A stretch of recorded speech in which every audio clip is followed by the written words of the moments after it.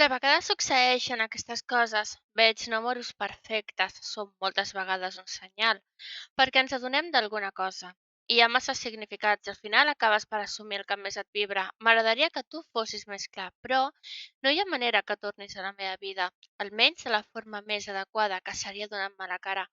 Serà real aquest missatge? Hauré de sortejar l'onatge, obrir les meves ales i sortir a volar, buscant que la vida em doni una altra oportunitat, que m'acosti a algú que em tingui present i que sigui capaç d'atresorar-me?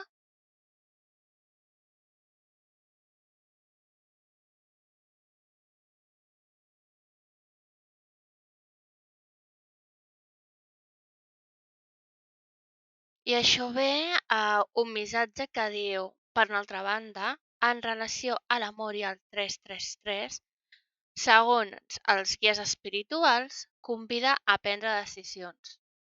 En el pla sentimental, aquest número t'adverteix de nous començos a l'amor, bona sort i la possibilitat de conèixer algú que tingui projeccions de parella iguals que les teves.